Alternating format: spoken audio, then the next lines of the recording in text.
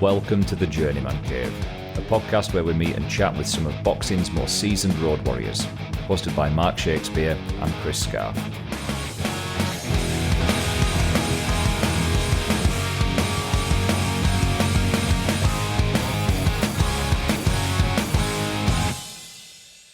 Welcome back to the Journeyman Cave, everybody. Episode 45. With me, as always, Mr. Mark Shakespeare. And I'm not going to ask you how you are, because I said I would stop doing that. You did last episode, mate, so well done, you remembered. Did. Another two-parter. Yeah. Becoming a bit of a habit. It is. Well, that's credit to us. We experience moving forward, and like I said before, the fighters are starting to open up a bit more to us. Yeah, it must be that, I would have thought. I mean, speaking of which, these to come in episodes. Who have we got? We've got Russell Henshaw, mate. He did speak well, didn't he? Oh, yeah, he couldn't wait to come on when I messaged him, Russ. And you know what? I think when we were doing this interview, I could see in his face a little bit that he realised how close he was to actually making it at the top, didn't he? Yeah, he did. Yes, yeah, I forgot about that, actually. Yeah, he did come close. I mean, it's a two-parter. So this first part, we talk about his kickboxing days when he was younger. He goes into his amateurs. We start on his pro career. He sparred with Tony Bellew. He talks about that. There was the fight that never was with Butterbean. So he's got a lot to talk about. But yeah, he did get close. He got very close. He did, and I put him up there, with one of his former guests, Alistair Warren. I mean, his fight resume were amazing. Some of the fighters he went in with were absolutely amazing. And we'll talk about more about them on the second episode, really, won't we? Yeah, I think we're getting to his career a bit further on part two. So, well, without further ado, let's kick off part one with Russell Henshaw. So, you didn't start with boxing then, you started with kickboxing? Yeah. How old were you when you started that? Oh, the first trophy I won was 1995. So that's quite a while ago, isn't it? It was a Pee-wee's under 5 foot championship. I won that one in a little church hall. I can remember the little trophy. I'm nervous. Why am I nervous? You don't want to be nervous, mate. Don't worry. Aside from us too. Hey, I tell you what, mate. I don't swear much, but I shit myself before every interview, mate. So don't you worry about that. It's good feeling. You miss that fight day feeling. Do you know them little buzzers? That's what it's all about, life. Yeah. So we have that effect on people, don't we? Must do. So, I tell you what. Then, what about why did you take up kickboxing? Was there any reason? I got bullied at school. Right. Without going into it too much, I used to cry and not dare go to school because people were waiting for me at the top of the street. So I had to climb over fences, run like half an hour around to get home and blah, blah, blah. Then my mate went to this kickboxing place and showed me some fancy kicks on the back garden and that. I was like, I'll go there. I went there with him and then I thought, got quite good at it, to be fair. I can tell. I got quite good at it, and then I had a couple of. It was like the Karate Kid style fights then. Where you're in a church hall or a centre, and you've got a line in front of it, and it was like 1 stop points, back fist, reverse punches, and all this malarkey. 3 points for a head kick, jumping, spinning kick. So it was really good, to be fair. So the first instinct to fighting was sport karate, they call it. It made it into the Olympics last year, but I think they've scrapped it now. But it was good for speed and like you just got one shot, bam, you got to get in and out. Stop at one point this side.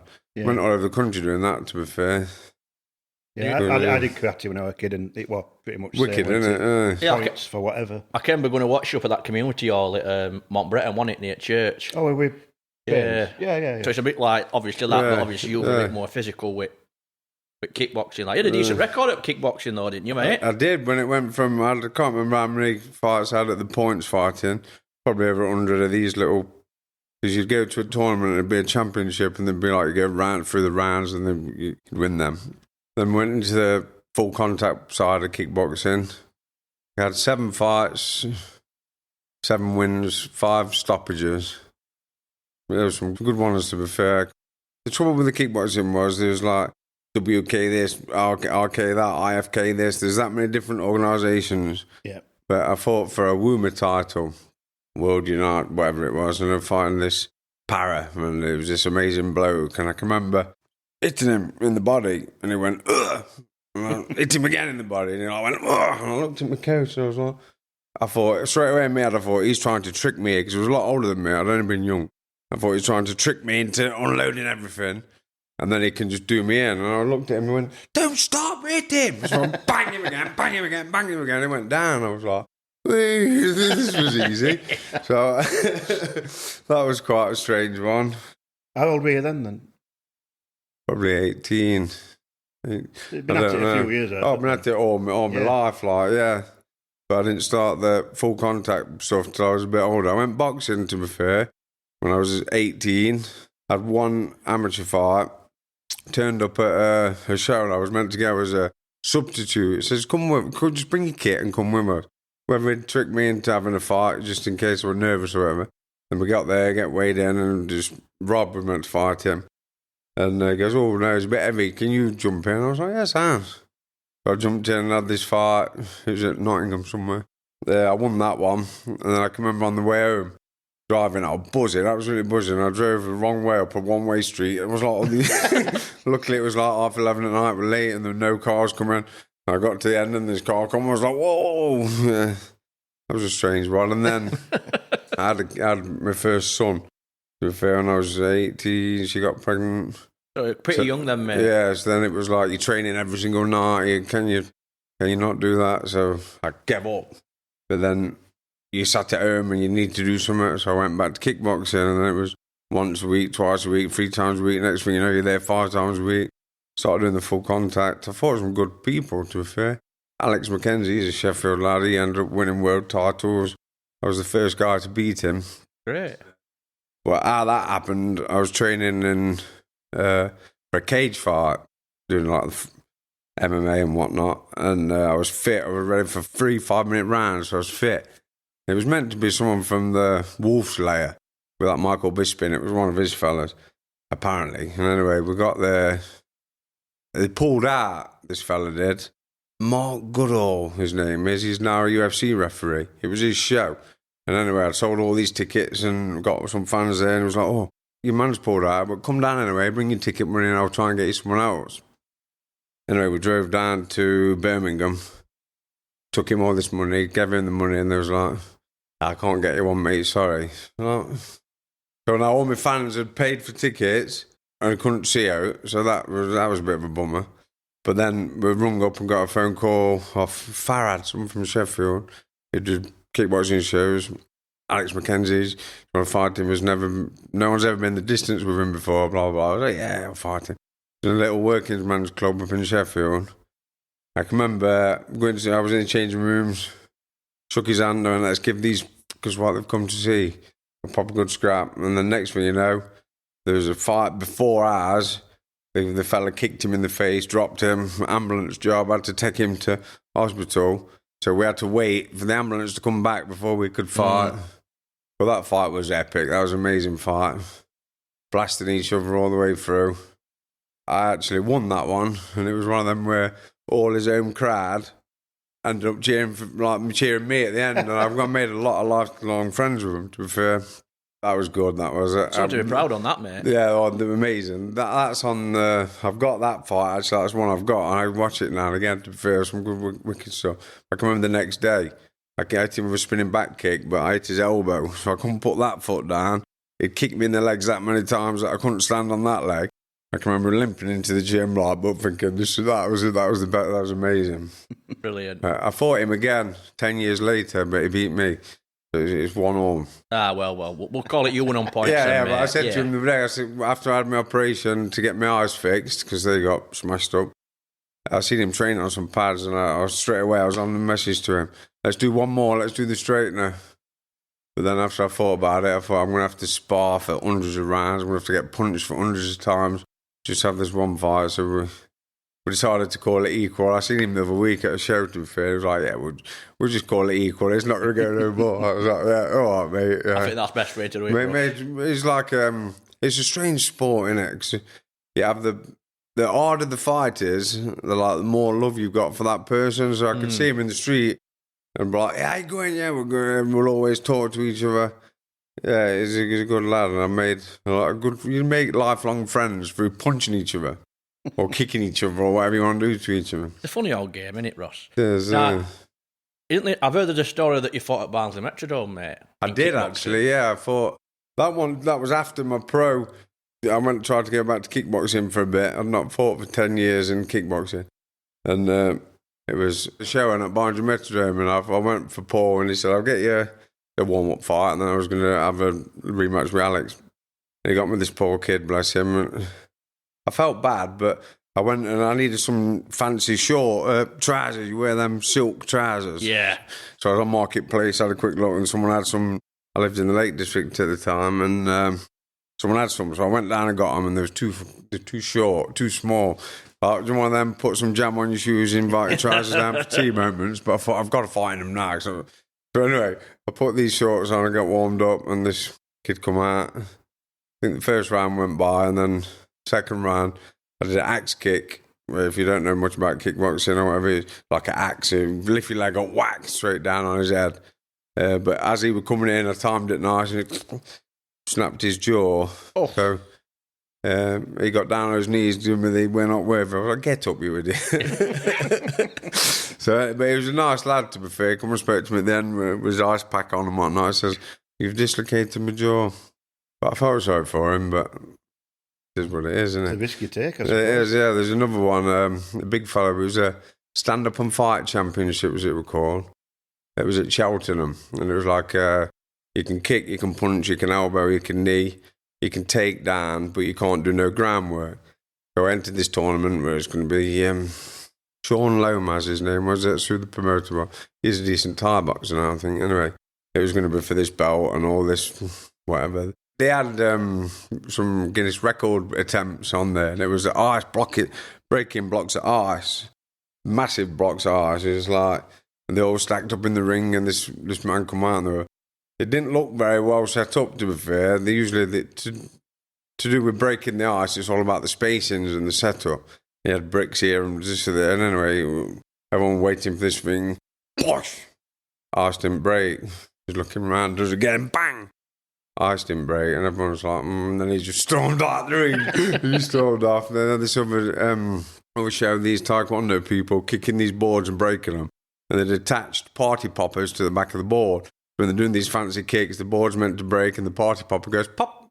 None of them worked. It was amazing. Anyway, it's my turn to fight, and I'm fighting this great fellow. He's 23 stone. Matt Castle, his name was. I can remember the trainer going, that's him. I'm like, no way. He goes, yeah, that's him now. I was like, he's massive. And it was an open category, like, so it was anyone turns up. He says, there's only an mate, it's you and him. I was like, fair enough. He says, well, like a scene from kickboxing when the bloke's kicking the wall. The wall is falling down. Yeah. We're kicking this pad, and I thought, shit. I was scared, to be fair, and I thought, shit, so you've got to go straight into him and let him have it. Let him know you're not scared. First round come. Just gone straight into him, whack, whack, whack, whack, whack, smacking him. I thought, he's just like looking at me and smiling. And it was like hitting a concrete block or something. And anyway, next round, second round, remember trainer goes, hit him in the body. He was a big, fat fella, like, hit him in the body. That's where all his energy is. So anyway, I've gone out, spun him back, kicked him, which was my favourite kick. And my foot felt like it went into like my knee. Boom, sunk all the way in, landed, kneed him in the stomach, kneed him in the head. That was it. It was down. I was like, yes. So I'd watched T2 Ortiz at the time. He was the UFC superstar, man. Dug a grave. So I'm in the middle of the ring digging this grave and buried it down. I tried to do a backflip and all to celebrate, but that didn't quite work. It landed a bit funny. But they had to get gas and air on him, bless him, and took him a while to get him out of the ring. So you know how dangerous it is, but you don't mean to hurt anyone, but at the end of the day, they're trying to hurt you. You've got to hurt them and demobilise them so they can't hurt you. Correct. But I sat with him for ages after, and he was a really nice man. He was a really nice man. You find a lot of that, the nice people. It's not, I can't see it being much different to boxing. End of the day, you're in there to hurt each other, but there's a lot of mutual respect afterwards. Oh, massive amounts of mutual respect. You know, and it seems like quite interesting to listen to that, mate, from a kickboxing it's a good point one, of view. That was. Yeah. There's another kickboxing one, sorry, I'm going to keep talking forever, I told you this. Swaddling coat. Fought this fella, can't remember his name, but my trainer at the time, he was quite strict, and he wouldn't let you if you went to fight, it'd say, right, you need to sit in the changing room, you need to visualise winning, demolish him, and you used to have to sit there, and I've been there for hours. I was drained, and I've been sitting there just focusing against the wall, visualising what I'm going to do. Anyway, my time to come out, I can remember walking to the ring and saying to him, fucking knackered. Well, I feel drained, tired. And he was like, all right, it's time, the bell goes, bam, bam, bam, you sound. And I beat him. And I went to celebrate with the DX, the DX suck it thing. But not known to me, his mum and dad and all his fans was in front of my fans. So I've turned around to my fans going, DX, suck it, like this. And then his mum and dad's here in the front, and I'm like, I got a right bollocking for Russell, that. you nasty piece of work. It was work. like, you cannot do that. What, you look like an absolute idiot. You look like an idiot. You can't do that. But I was only celebrating, you know what I mean? But yeah, and then he come over to me, and then like, oh, I'm a cage fighter, really. I'll beat you in the cage fight. I was like, oh, just go on the car park now if you want. I've just smashed you. Brilliant, mate. So obviously, nice little kickboxing career there you had, mate. Yeah. And before you started boxing, there's a rumour going around that there was nearly a fight made between you and Butterbean, mate. Oh, there was. That was my biggest regret in my career, to be fair. Please tell. Before I went pro, I'd been amateur and all this malarkey, and I met a fella on a building site. I wrote his name down here because I googled him. Scott Lansdow, his name was. He was a labourer on site.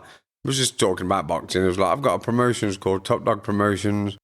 You can fight for me. So I'm doing a show soon. Steve Collins versus Neville Brown. It was like a grudge match for me. Yeah. I was like, yeah, I'll fight on that. It was at Burton-on-Trent. Like, yeah, sound, I'll fight on that. So then I started going with him and told me amateur coach. I said, sorry, I want to do this fight. Showed him the poster. And I was training for that with me. I ended up fighting Paul Morris, who was a pro. He said, I've got you a tough fight. He's a pro, but he's coming under a different name. They called him Paul Marsden or something. He said, he's coming to win. I said, well, make sure he comes to win. So we kept sending him these messages every day. This is him. Look, he's training hard. He's doing this. He's doing that. This was that one. I'm just leading up to the Butterbean one. Sorry, I'm going to... No worries, mate. Carry on. Anyway, I got to the place. To be fair, I put this in there. Scott, it was all right. I can remember sparring with him the last time before he wanted to do a bit of sparring with me. So we just do body sparring where he was in the gym. So we were digging away, just sparring, and I started digging away. He goes, oh, no. Just calm down a bit. So I thought, all right. Then he turned his phone on, recording it, and he fucking tried his hardest to film me. And I was like, hold on a minute, you just told me to calm down. And then it was just body sparring. But it was all right, to be fair. And I went to this show, got my bus full of people come down and watch me. And he said to me, there's no £30 tickets left. There's only 40s. Which is what it is. So I had to sell all the £40 tickets to my fans. I was like, that's a bit much, I know, but there's no 30s left. Anyway, a week before the fight, he texted me saying, I've got loads of 30s left. Can you try and sell a few? I was like, no chance. I've just sold all my fans £40 tickets because they want no 30s left. And now you're telling me you've got 130s, can I sell them? I was like, yeah, either give me them and I'll swap them, or I'm not, yeah. Anyway, this was Paul Morris, this one. So I can remember turning up there, didn't get weighed in, didn't see a doctor.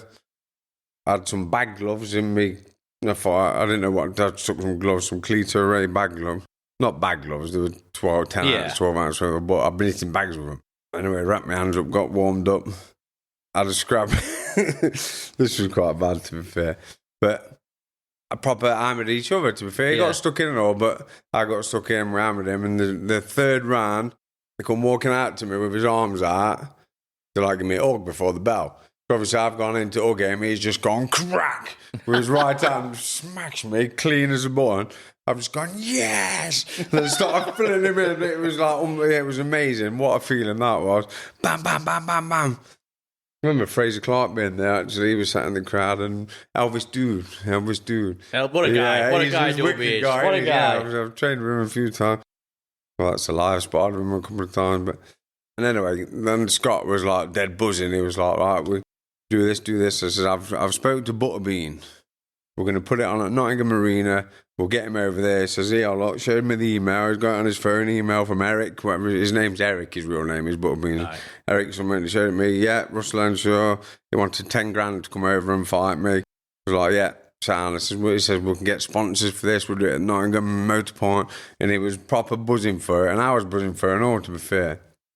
Robbie Sivio, who ended up being my trainer, he messaged me and says, come and do some pads with me and whatever. He must have been thinking, what are you doing that kind of crap? So he says to me, I'll message Dave Caldwell, see if he's got any cruiserweight sparring. You can do some sparring.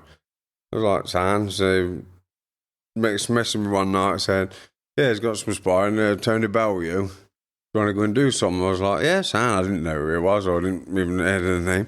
So I Googled him and I thought, shit, he's good here. And I thought, right, so I had to go to work the next day. So I went straight to work, spoke to my boss. I was like, can I just nip off for an hour at dinner, do a bit of sparring with Tony Bellew? He was like, only if you knock him out. I was like, I'll try my best. And anyway, I'm going off different stories. We're trying to talk about Butterbean.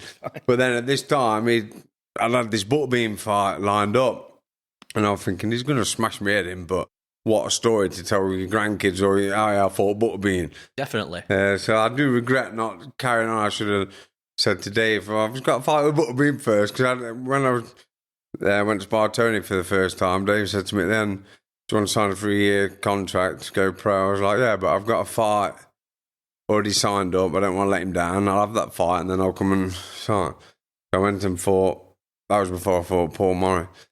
But then, the Butterbean thing never materialised. But that'd have been a right. Good job, to be fair, because he was hard, wasn't it? It just smashed my head in. But they'd have to go to body, wouldn't they, on Butterbean? Yeah. Definitely. What were Bellew like sparring then? How'd you get on? Unbelievable, to be fair. The first time I went, I didn't know who it was. I'm not a boxing fan at all. I never watched it. I Googled it, I turned up there, and it was him, and Simon Vallely was there to do 6, so I think we did 3 each. And I jumped in first. I turned up with some, decathlon gloves, to put my gloves on. And he was like, what are you doing, kid? Sparring. He says, you're not sparring me and them. I was like, what? The gloves? He says, you can't spar me and them. I had some decathlon gloves. So Caldwell went to fetch me some other gloves, or they borrowed me some gloves. He says, I just thought I'll just take it to him. So I just gave him everything I had. Didn't care about anything coming back. But I think he was being nice to me. Because the second time I went, I did exactly the same and it knocked me clean out.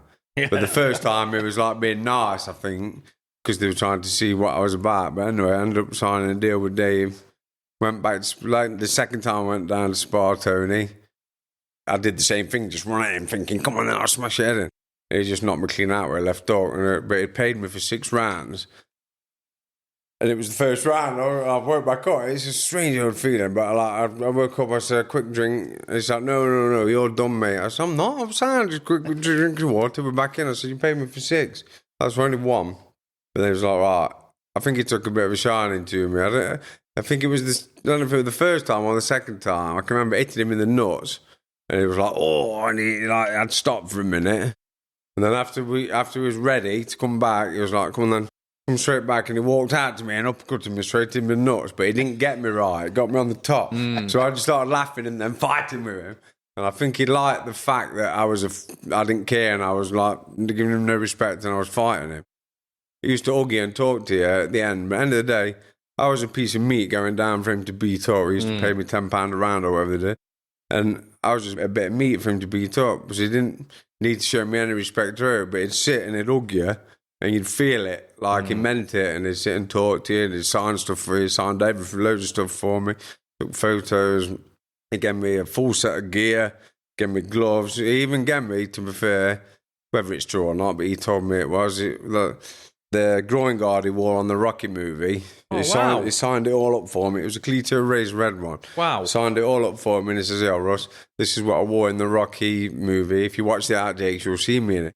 I was like, fuck, buzzing. I kept that for ages. But I used to wear it all the time, so the signature all wore off. But well, we're going to put him on blacklist for knocking you out, but I don't think I can now, can I? Yeah, I don't think I can. Yeah, I've been sparked out quite a few times. I think you made up for it, Russ. Yeah, because sometimes I put him on blacklist, if they do all bad to my lads. No, he's a proper gentleman. So we'll let him off. Tony's not going on blacklist for he's a proper gentleman. We'll let him off. Let's just go back a little bit then. Did you say you went into boxing during you'd been kickboxing? Yeah, so there's a little break in between. Cause I left kickboxing because I kept seeing all these amateur people in the paper.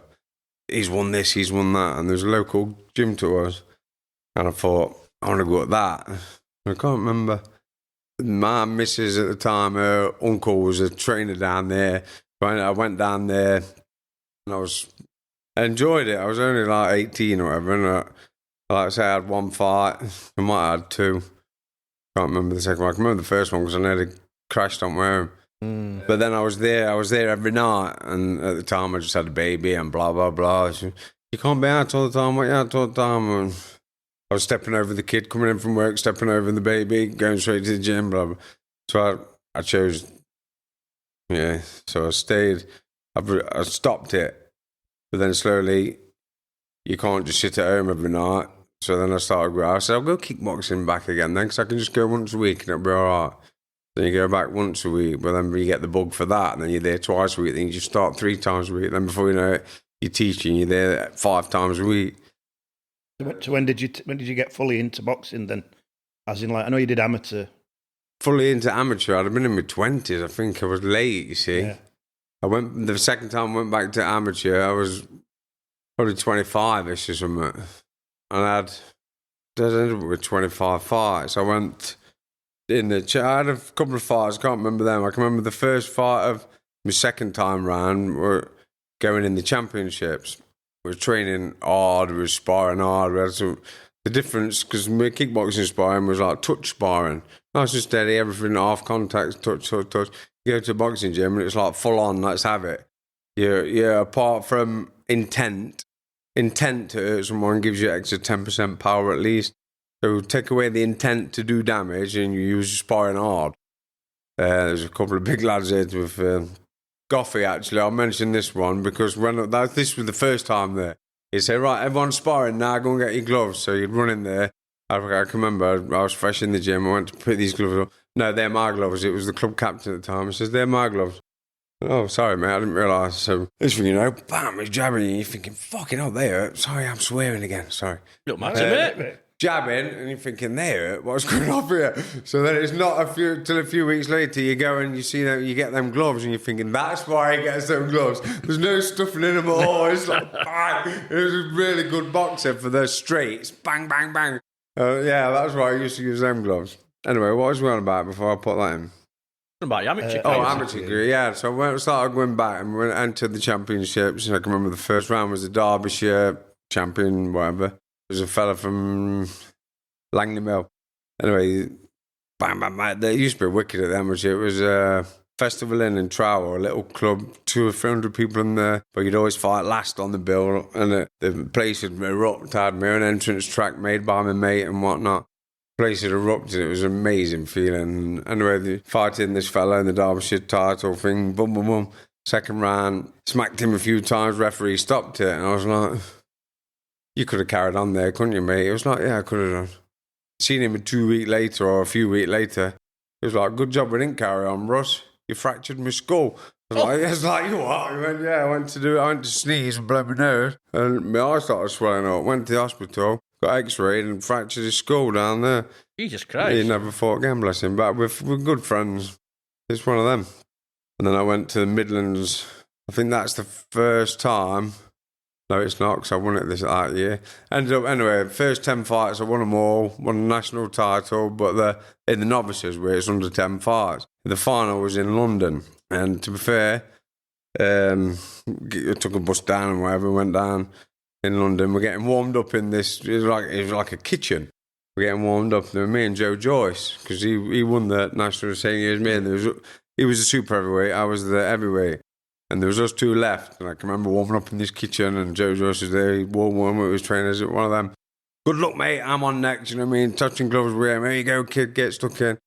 And it was the old point scoring system there, where it were clickers. Yes. From, can't remember exactly, but I'm sure it was something like 54-18. I beat this fella. Wow. It was bad. It was like embarrassing. And then Joe Joyce won it and all. But then the next year, the people kept not fighting. So I either got through because they either pulled out or they weren't actually people there to fight. I don't know which way it was. But I got through to the Midlands final. That's where I met Simon Barkley. We had 3 fights in the end, but That was a wicked fight. That's where my face got... I had stitches at the end, but it was proper going for it, and I can remember the refs kept going, blood was pissing everywhere, and the refs were like, going to stop it. I can remember someone shouting in the crowd, "Don't take it away from him, ref, don't take it away from him." They didn't want him to stop it because I was nearly there. And anyway, Simon won that. He was a good lad, and after the fight, I had to jump straight out to the side of the ring, and they stitched me up. No anaesthetic out because you were buzzing. I just sat there like that, and I can remember saying to the doctor, "I know how them fish feel now because I'm a big fisherman, like." And she's got this, she's stitching my lip up with this great blue stuff. I'm like, "I know how them fish feel now, you know, when you're getting drunk and they're getting dragged about." I'd have passed out me, Scarfe, wouldn't I? But then it was always straight home on the pop and a few kebabs and whatnot. But I ended up fighting Simon 3 times. The second time I fought him in the Midlands final again. That was, I don't know where it was, I forget. But I tried to box him this time instead of just roughing him up. I thought, I'll try and box him, I can box. In between that, that was a good one. Got offered a fight. It's Norwich. When did I fight at Norwich? And it was just a hotel, a big posh hotel. And we was like, we might as well stay down there, haven't we? And we tried to book a room, but there weren't no rooms left. There was only the Nelson Suite. So John, the trainer, was like, "Yeah, we'll get the Nelson Suite, not we?" I was like, "Yeah, Sam, we'll have the Nelson Suite then." So we drove down there. It was like a golf course, big posh hotel. Booking into the Nelson Suite, what. And getting what that was wicked, to be fair, because they had a big tent on the back garden where the fights was, and we was inside. We had a runner running down, checking what round it was, checking what fight it was. We was on last. So I'm warming up in the hotel room with all the music on. I borrowed a robe from the hotel, went down to do the fight, and I boxed beautiful, to be fair. First time I'd not fought, I'd actually boxed. Slipping jabs, it was amazing. It felt good. And in the warm-up and whatever, they'd been out for some food, a couple of the lads had, and they'd find a bit of plastic in the meal. And they'd made a complaint, and they're like, "Well, sorry, what should we do?" I says, "Tell you what, bring a drink to the room at 11 o'clock on the dot. I wanted a double whiskey." They're like, "Fair enough." Anyway, we'd won, gone back to the hotel reception, walked back through, in this robe, covered in blood. I just dumped it on, not dumped it, that sounds disrespectful, but gone up to reception and gone, "Yeah, love, you can have your robe back," covered in blood.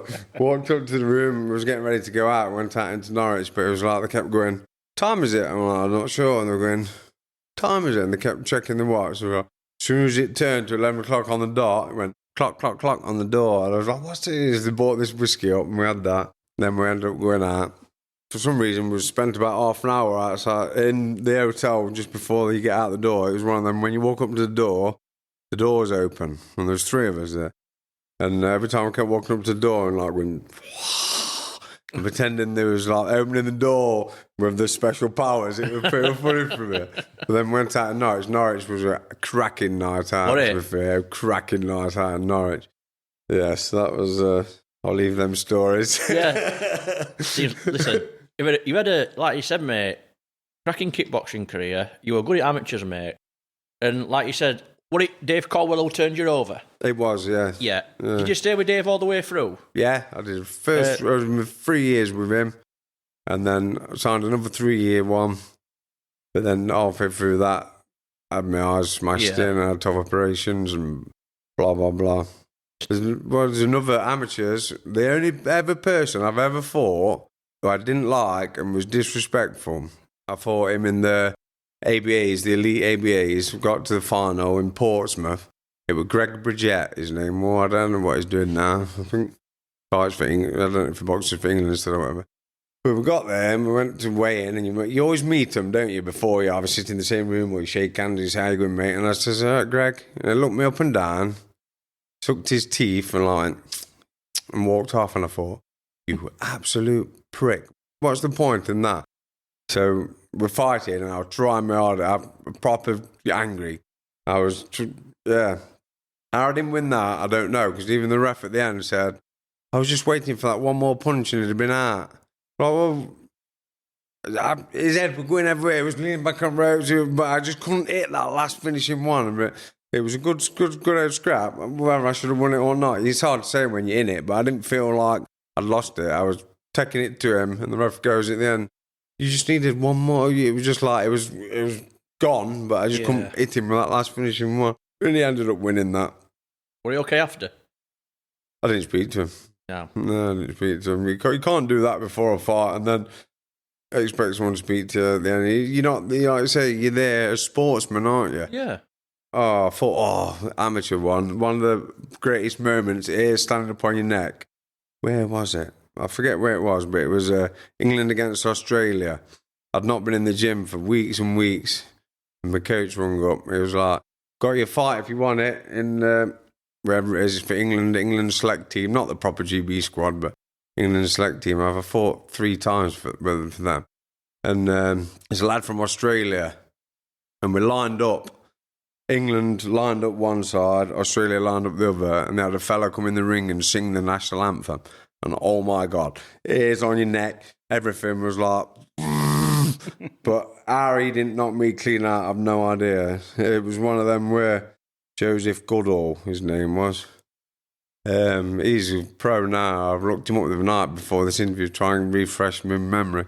And this little fella come in and sung the national anthem before the fight, and we all lined up against each other, who was going to fight in the ring. But anyway, I went for it, but he was hitting me that hard. I can remember my mate saying after you could hear him thudding. That's the only time in my career I've been wanting to hear the bell, thinking, when's that bell going to ring? Come on, let's go. I made it through all the rounds, like, but I can remember thinking I need that bell. That was pretty, yeah, he was hit hard, he did. No one wanted to fight him. You were a tough nut, mate, weren't you? Yeah, but all stupid, one or the other one. You were tough, mate. And then I was what? He told me before today, he says he's getting married next year. Oh, yeah. And he's having a Viking wedding, and that's why his hair. That's why his hair. That's why I'm growing my hair. I'm growing my hair, I'm growing my beard. I'm having a big plait down it. I guess the same. She's got a skinhead. We big plaits and whatnot. We're having a Viking wedding next year. So Shields up, job lost. Yeah, Shields. My mate had one like that. You go? No. That's my dad's, and my dad was like, yeah, we can all walk down there banging the shields. I was like, yeah, if you're doing it, aren't you? Absolutely. There's no point not. Another good amateur one, sorry, I'll butt in.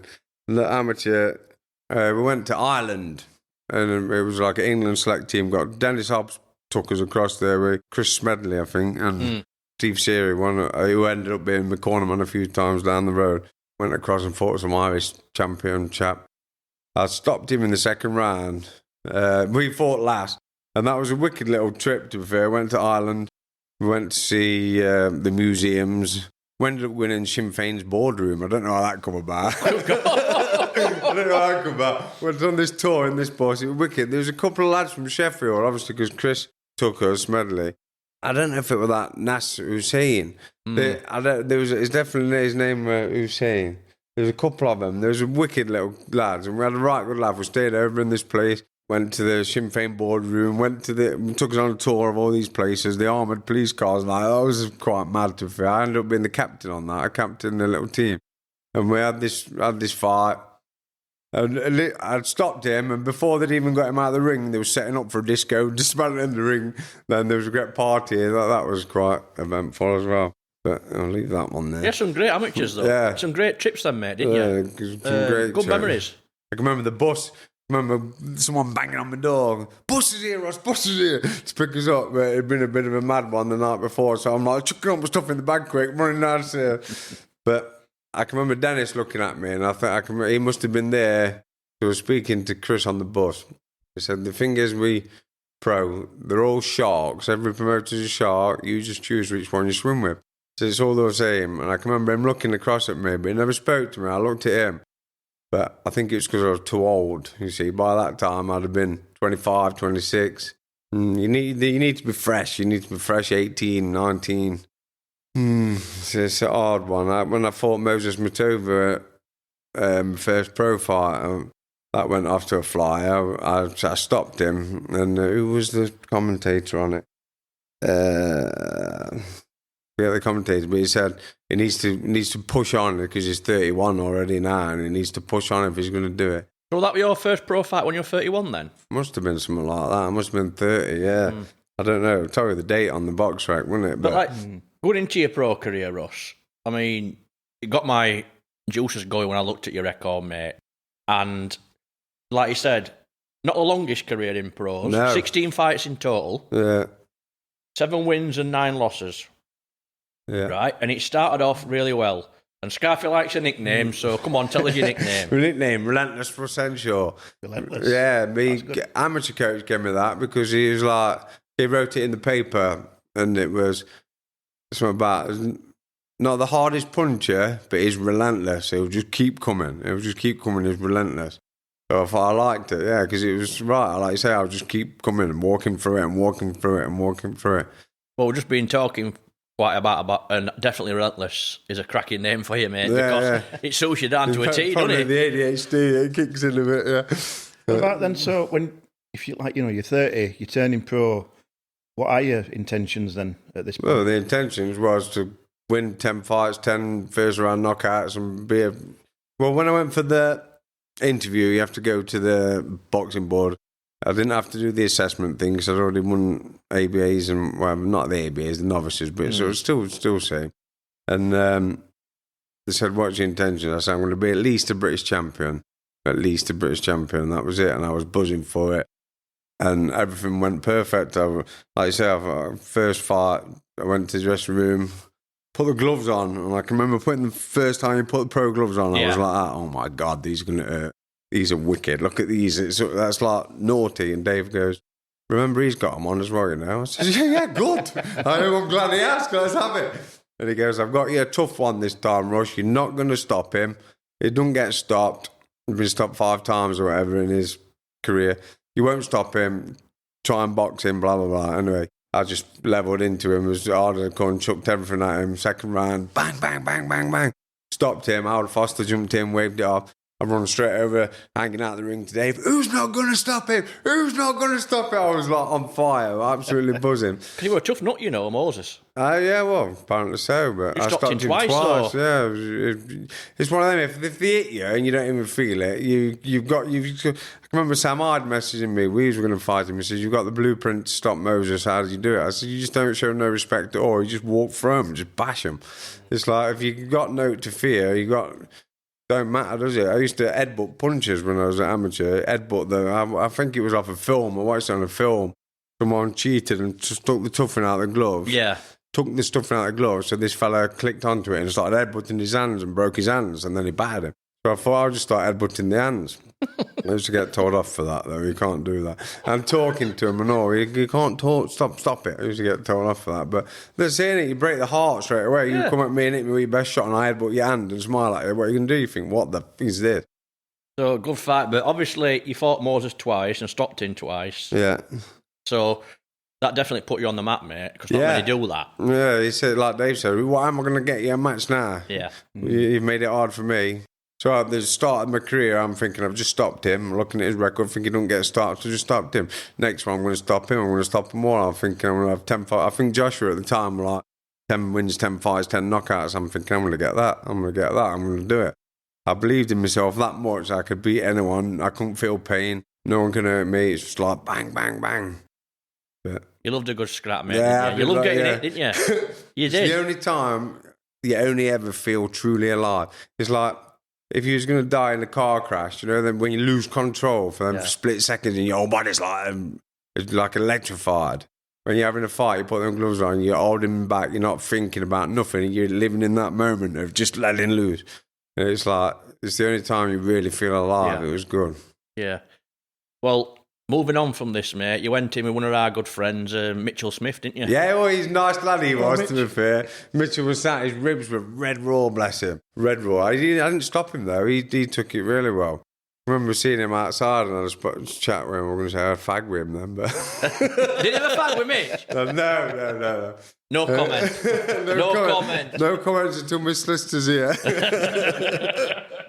But no, he was a sound lad, to be fair. I can remember hitting him in the body that hard and that many times when at the end of the fight he was red raw. But he took it well, to be fair. Mad Mitch. Tough fighter, innit, though, yeah, Mitch? I seen you done a little bit with him. Yeah, he was a tough kid, to be fair. Well, like you said, they were all tough because, like I said, your career started amazingly. You know what I mean? You had a cracking start off with, didn't you? And again, you went in with... This is where my mate Scarfe comes in because she can read very good. Even my writing's from thick table. Number 3... Can't pronounce his name, but I knew he was an absolute warrior, and nobody hardly stopped him. Jesus Christ. That's not his name. Remigius. I mean, I don't know if Yeah, these it's are hard G's or one, U's. isn't it? Yeah. Are they U's or what? Use. Well, either way. Not a clue. You any idea, Russ? Rabutsky, yeah. Zayasis. Absolute warrior he Yeah, was. it was. 160 odd fights he had. 136 fights. 136 fights. That's Still, unbelievable. I can remember him saying to me at the end, he was like, "You like Monster? You like Monster?" That was meant to be on Spark. It was Huey Fury for Nick Blackwell, I think, was top of the bill. Channel 5 one Channel night, Spike, 5, yeah. yeah. It had Spike. Spike was meant to show the undercard, and Channel 5 was doing the main one, but it ended up being the undercard showed the same as what Spike did. Yeah. So that was a bit of a letdown. But I made it onto Channel 5, but I was just bobbling around in the background when they was interviewing someone talking. You could see me. I'm like, there's me, look. See some shorts. But yeah, it was at Derby Velodrome, a new building for the bikers. Huey Fury fought. Who did I fight? I thought that, he had that head like concrete. I can remember hitting them and all. He's got to have like concrete. Unbelievable. And he had a massive head and all. It was like a big round square head and he just going, doof. He was small, but yeah, he was a tough kid, he was. I saw him a few times. That's where Tyson Fury was there, obviously, because Huey were fighting and whatever. And a couple of my mates come and they had a picture, a selfie with him. And big knives on him with pals. I think he's only 6'6". He's not massive. But he was taller than Tyson, but on the photo, you can see Tyson stood on his tiptoes to make himself look bigger, even bigger. And I looked at it the other day and I thought, cheeky that, isn't it? Yeah.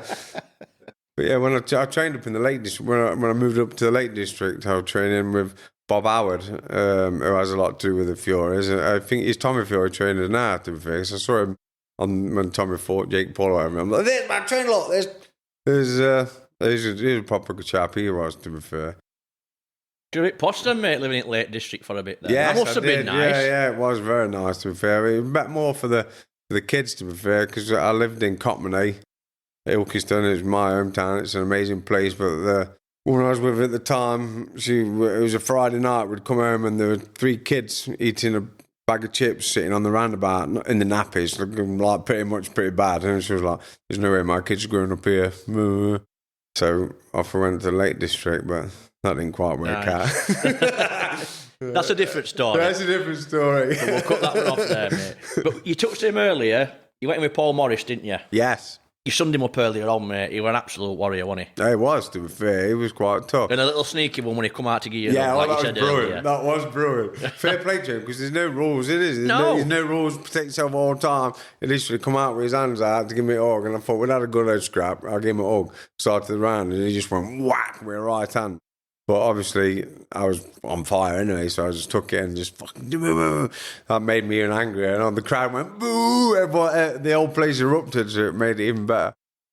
Even brilliant, Yeah, mate. it was good. I fought him in the pros eventually. I was meant to fight him once, had it set up, and Dave messaged me saying he got Paul Morris, and I'm surprised at that because I battered him in the unlicensed.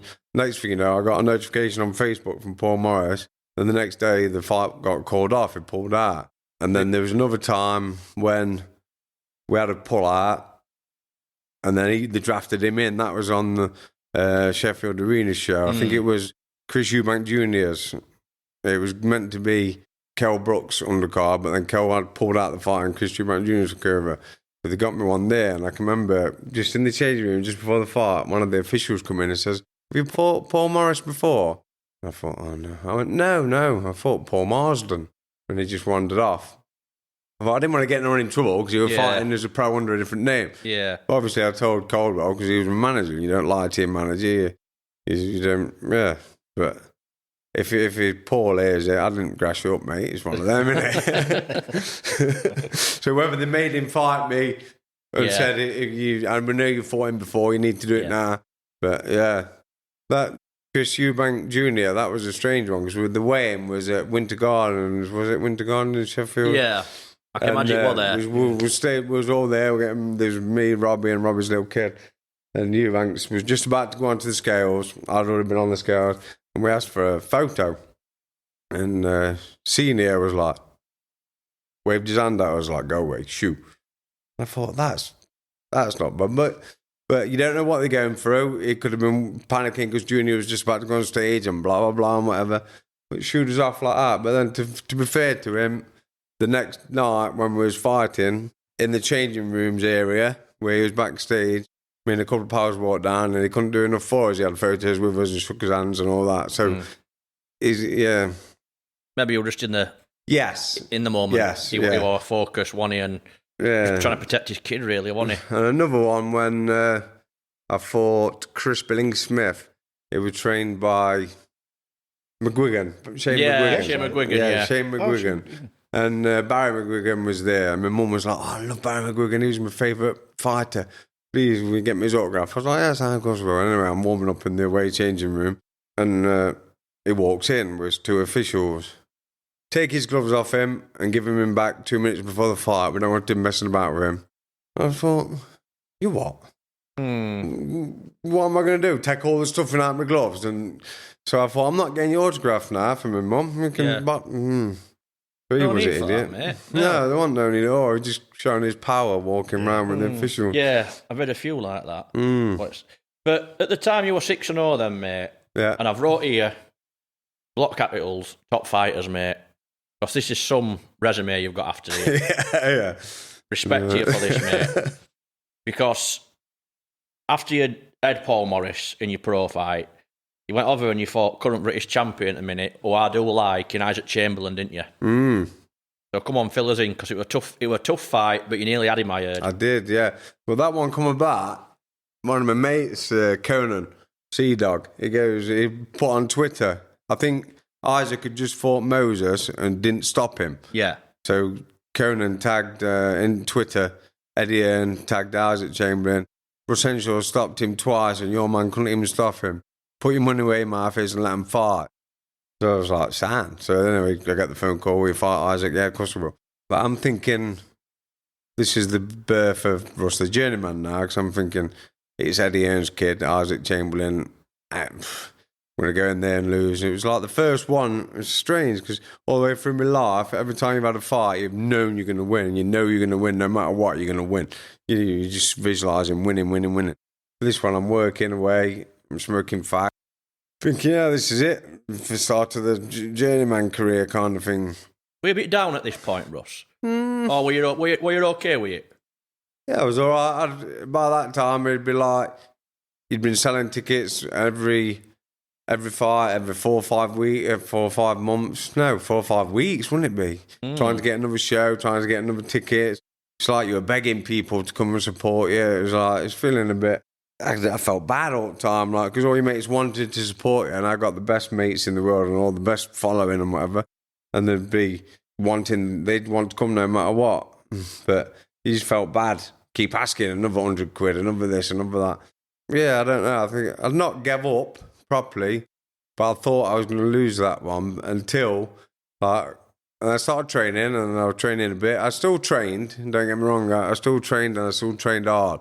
But you're working full-time as well, though, weren't you? Yeah, I was working full-time. I didn't know running. I think I went on 1 run. And I'd been working, and then some nights you'd be like working. You think, I can't be asked to go to the gym tonight. You'd have can't be asked, but you'd physically not got... Yeah, and I'd had a long, yeah... We're all nodding our heads, me and Scarfe, at the same time, and you know what I mean? We can understand exactly why you didn't want to do that, mate. Yeah, but I trained hard, and I can remember the weigh-in for that one. Clifton Mitchell was stood with me, and he went, I could have done so much with you, kid. I could have done so much. And I was thinking, We got weighed in, and it was on the Josh Warrington undercard. So it was a big weigh-in again. Yeah. Face-to-face. And Isaac... He stayed me down. He looked confident. He does, doesn't he? Yeah. He is like that, yes, Isaac. He's very confident in himself.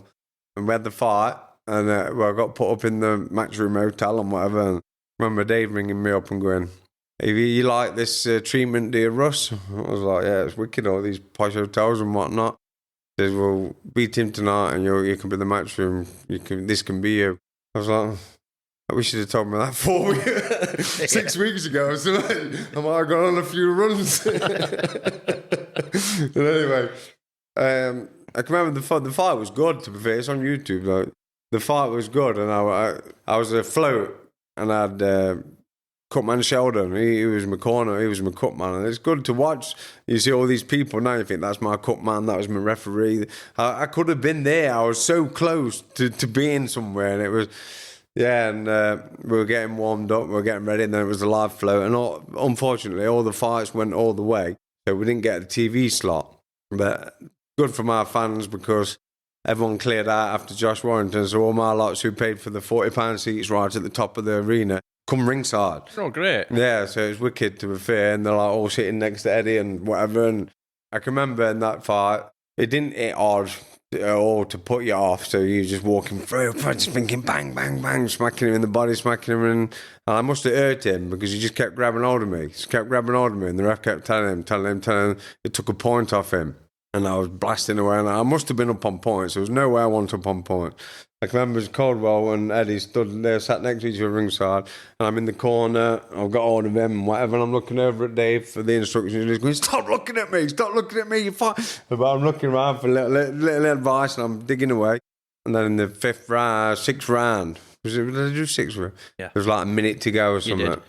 And I used everything, I chucked everything at him, and I was knackered, I was tired. And when you get caught when you're tired, your legs are the first thing that go. But a few more runs, just train like an absolute warrior. Because when I did train, when I was ready, I trained like a lunatic. I was like always the hardest worker. Yeah, I just trained really pushes. You've got to push yourself beyond any limit possible. Then when you fight, you've been to them places, them dark places that no one likes to be to. I used to live in that place. So it's like, you can't take me where I don't take myself. You can't take me any further than I take myself every night. So, yeah, but then it stopped me right last minute. And then I can remember speaking to Dave in the changing rooms. I was like, well, let's do it now then. Let's get on the road. Let's do it. He says, if you get fit, I can get you 6 rounders in America and everywhere, wherever you want to do. Just get fit. The Journeyman Cave is produced by James Proud. Music by Ryan Carrier. Special thanks to Rhythm Inc. Studios for hosting. All views expressed are of the guests only. The Journeyman Cave and host bear no responsibility for any opinions given. Follow us on Facebook, Instagram and Twitter @The Journeyman Cave.